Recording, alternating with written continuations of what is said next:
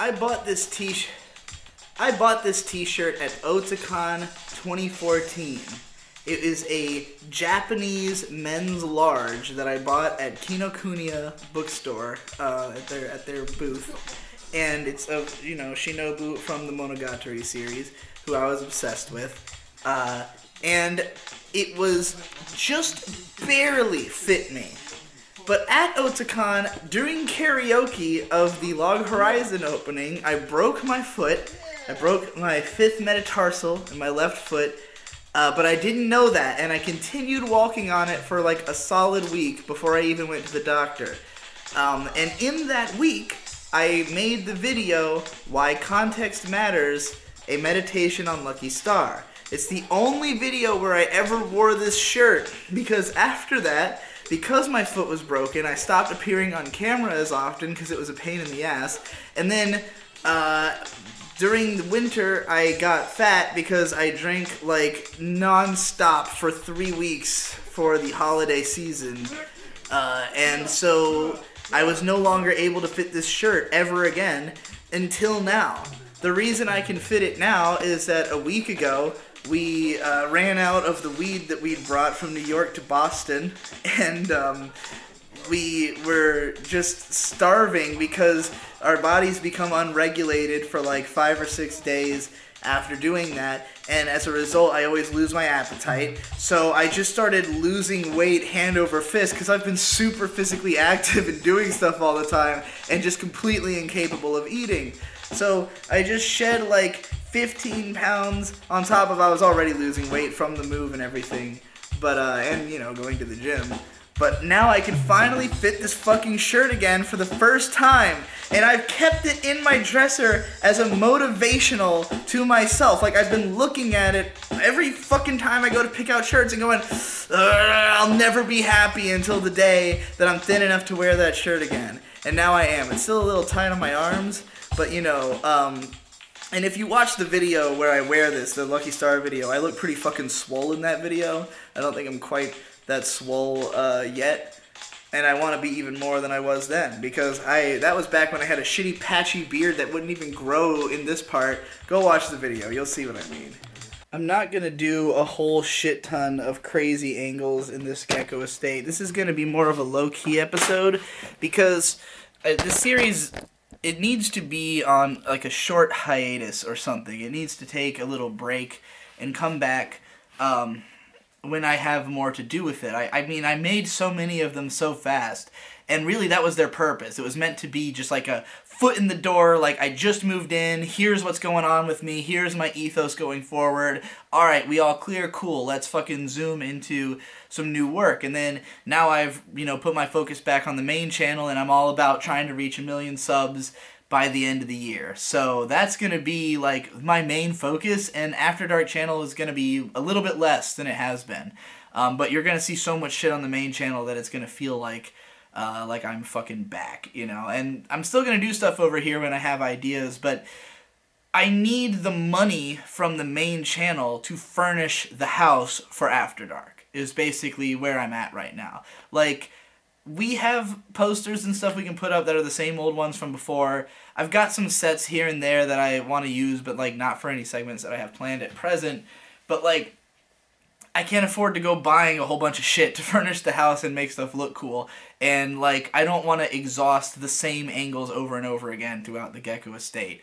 I want the series to always be something intriguing. And in this episode, the strength of the dialogue alone, I think, will carry us through to the end. But, don't expect the sort of rambunctiousness you've been seeing in previous ones. It's a series with ebb and flow, It's got multiple characteristics, but I don't want it to ever be too much of one thing.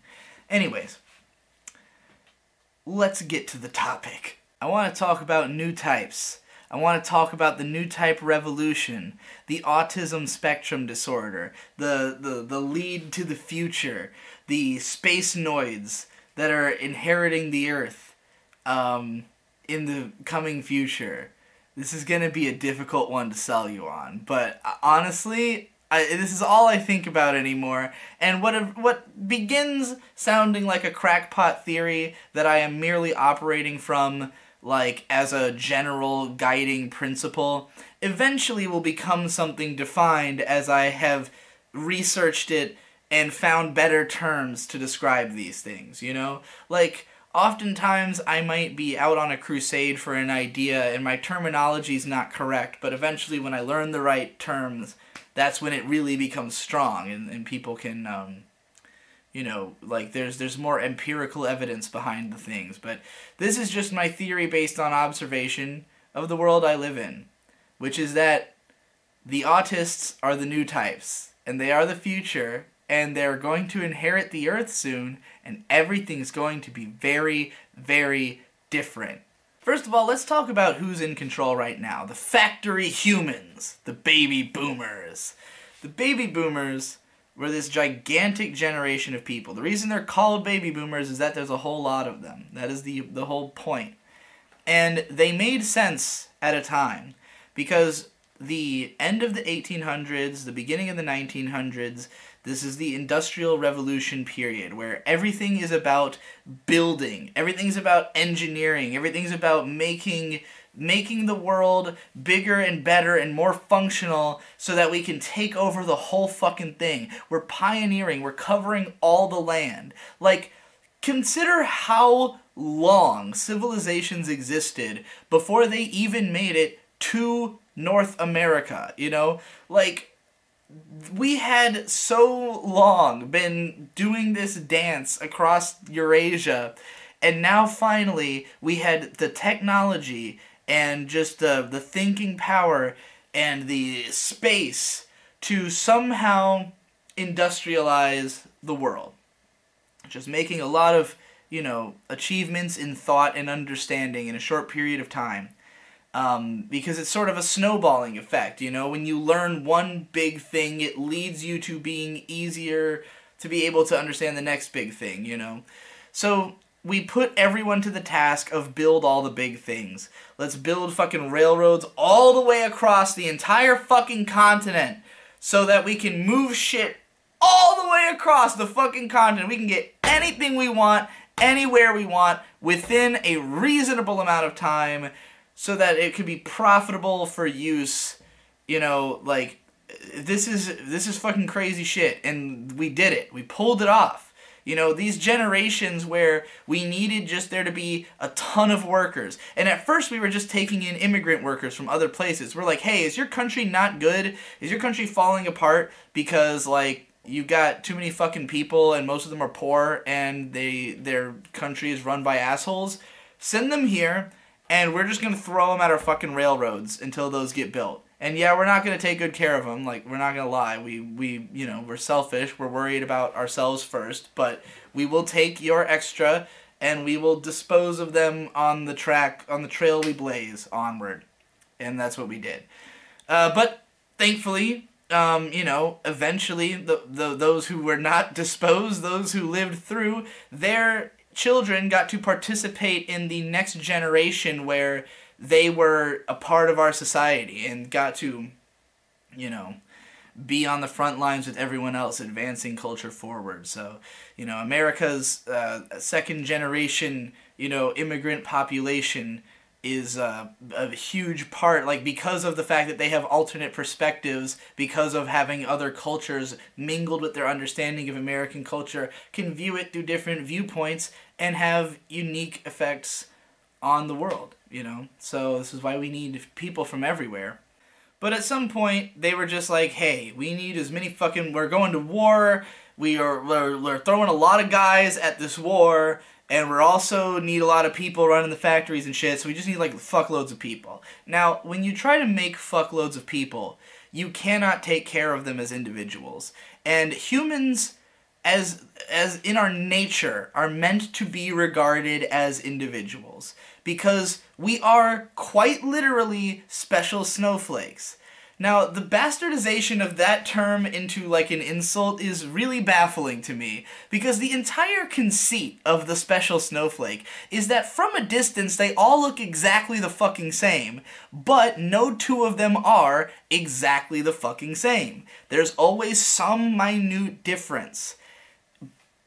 So, with humanity, there's always some minute difference, and that difference is the most important thing about you, because evolution is all about slight differences. It's all about testing the waters by saying, okay, well, here's what we've done up to this point, but what if we tweaked it a little bit this way? And then whichever tweaks work get carried on into the future. You know, some of the tweaks don't work, and sometimes like the just genetics fuck up and things just don't go right because, like, you know, there's a lot of error in the human process, like, unfortunately. But, like, ideally, we just keep trying as many different things as possible, and we embrace everyone's differences, because even if we're not sure how it might be important, we know that understanding those differences, even if they're not even helpful differences, just understanding what went wrong, you know, is important as well. All the data is important. We need to know about people's individual traits.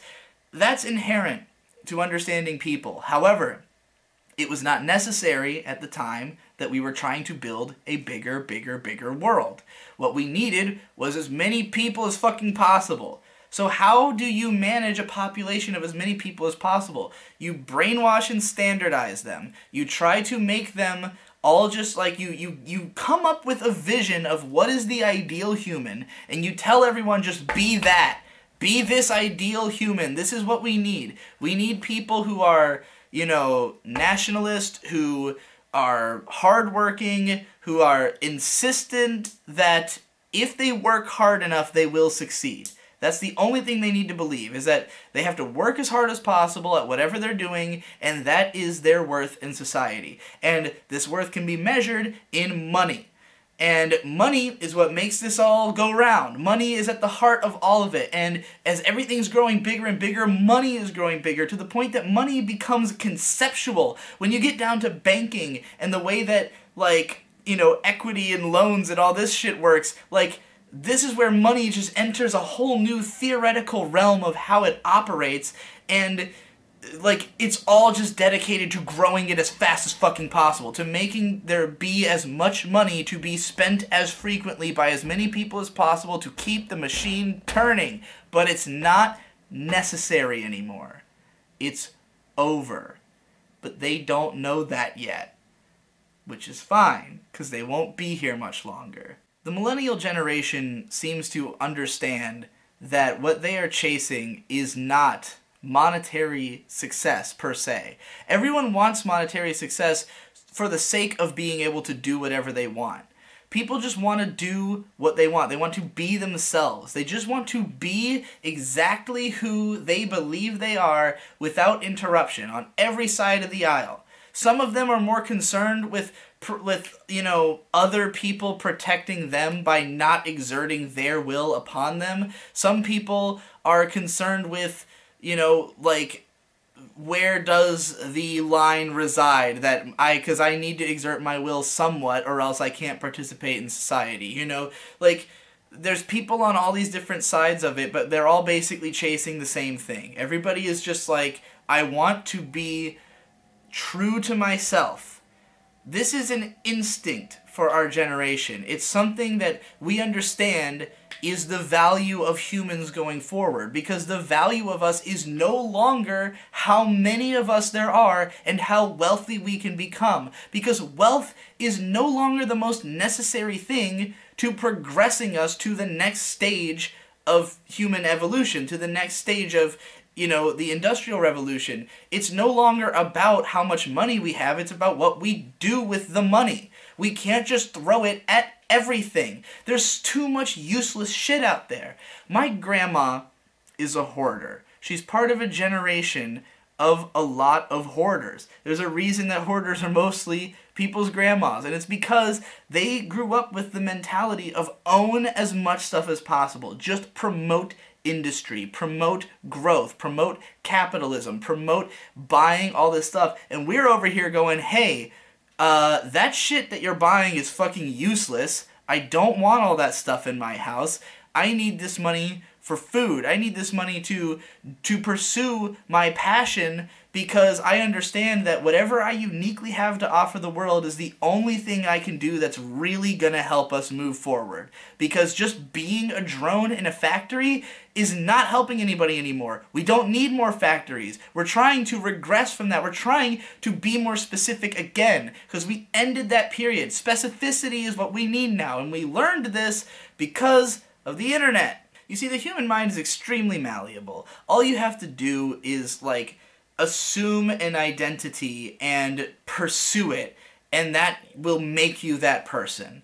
You know, you can pretty easily trick yourself into having a set of beliefs and then just re-emphasizing them over and over and over again until you believe them. But then you can completely change to another set of beliefs. Literally, this is what it means to be like a born-again Christian, is you went from whatever set of beliefs you were letting carry you to a different one. You know, and you do that by way of bleaching your mind. You just convince yourself, repeat, just keep telling yourself the thing that you want to be you, and that will be you. And that's how a lot of people try to make it in this world, because they don't seem to believe in their ability to find, like, their own true self and what's unique about themselves, or they just don't find value in the unique thing about themselves. And I am telling you right now, it doesn't even matter what the worth of the unique thing is. The unique thing is all we need. It's all we care about.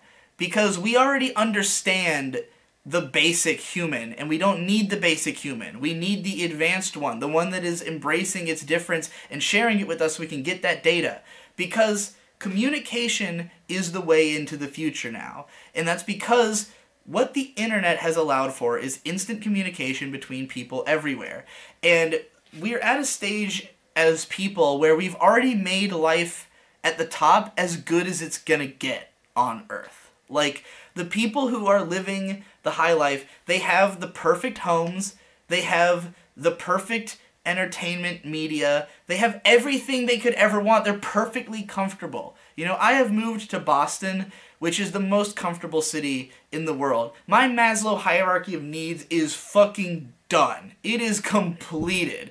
I've got everything that I want for my basic everyday life in walking distance of my house. I have things that are, you know, fulfilling for me as entertaining or educational, a stone's throw away by drive, you know, like, just everything that I could want is here, and I feel secure, and, like, you know, so where, if I already have that, and I already understand that, like, I don't need to make catastrophically more money for my own sake. I don't need a bigger house. I might, when I have kids, if I need more space for them to grow, you know, but, like, I don't need more than what I have. I'm already fine, and I'm a part of a generation who is not encouraged to just go frivolously spend on bullshit. What we are encouraged to do is to try to help the people who are trying to express their individuality to do it more. You know, like, what I feel I need to make more money so that I can do is to help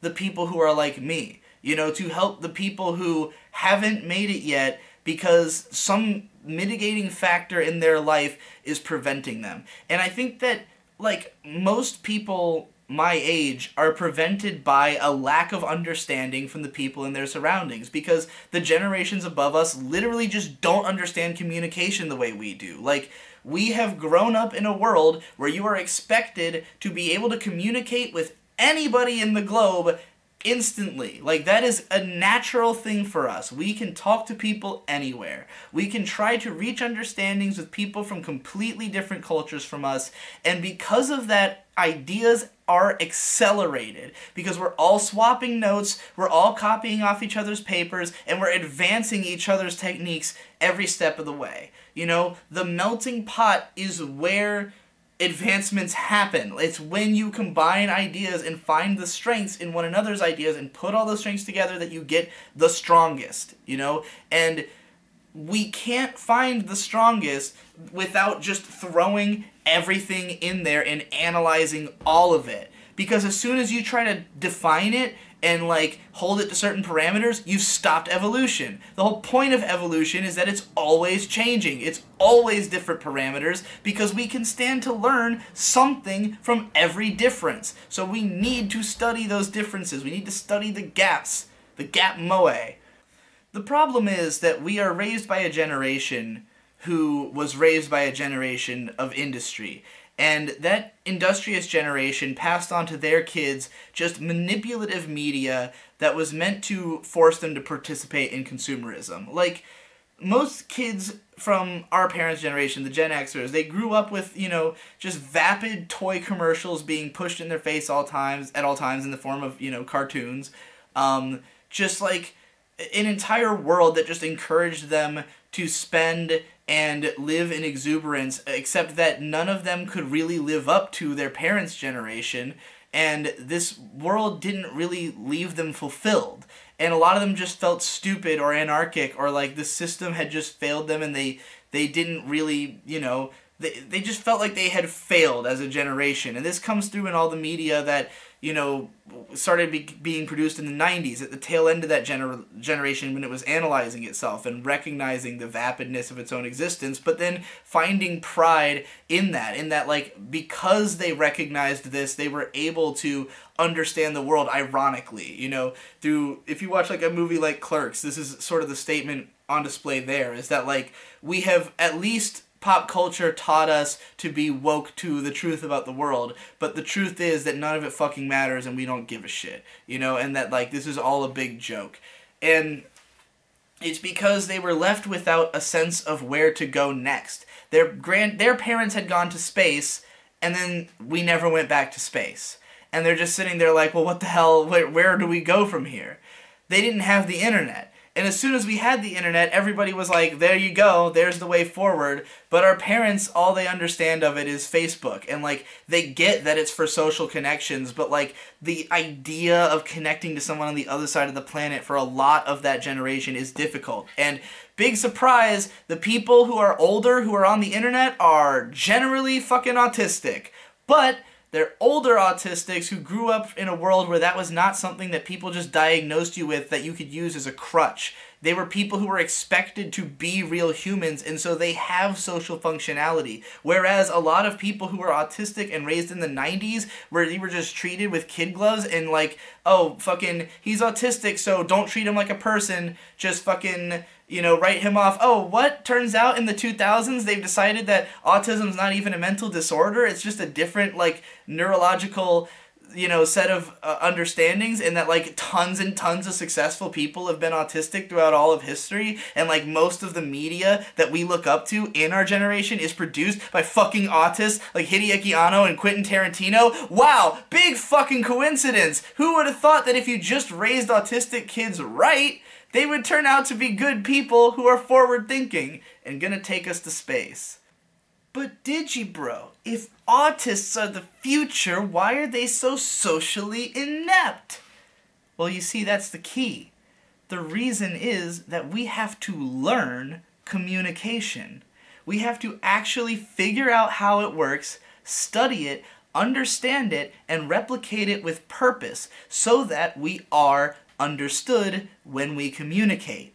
We are trying to understand as perfectly as possible. It's why the more autistic somebody is, the more persnickety they are about exactness of language.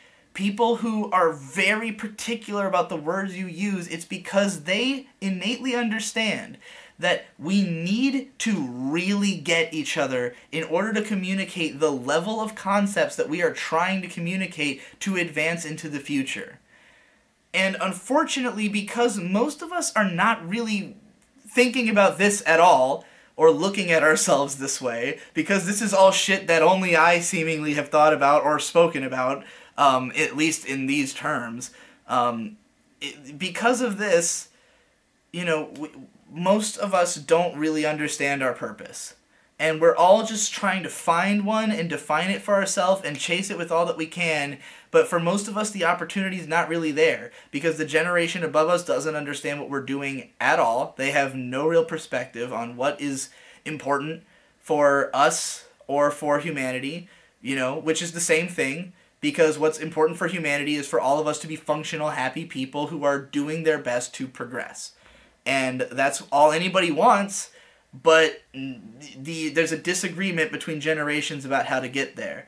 And while it's true that we still need industry, we still need people working in these, in the capitalistic industry, we don't need the excess that we've had. And as we watch, think GameStop shutting down. This is a perfect fucking example. GameStop is finally looking to be bought out because GameStop represents sheer excess of capitalism, putting one in every fucking block everywhere, dominating all competition, even though their business model would eventually become outdated and they would die, because ultimately they are bad for humanity. The reason that game collections have to die is that they are part of an outdated mentality that you need to collect because capitalism is driving the world and you just need to spend as much as you can. But that is a misguided view of the power of capitalism. Yes, we need it. We need the forces of production, but what we really need is for it to be as inhuman and as, just to have as few component parts as possible, to be efficient. If we can just download games, fuck physical games, because that frees up everyone who had to make GameStop a thing to go do something else. And now they can all go fucking focus on their art, as long as those of us who have, who recognize the potential of these people and are just pouring our money into that, can keep this artistic community afloat. Not just artists, but, engineers, and anyone with unique ideas, anyone who is doing something original and who is leaving their mark on the world. Those are the people who need the support the most, because they're the ones who are advancing culture, they're advancing thought, and they're advancing technology, and they're gonna get us off the goddamn planet, or into a brain into a computer, or whatever the fuck it takes to defeat entropy and escape the death of the universe. I think I've made my fucking point.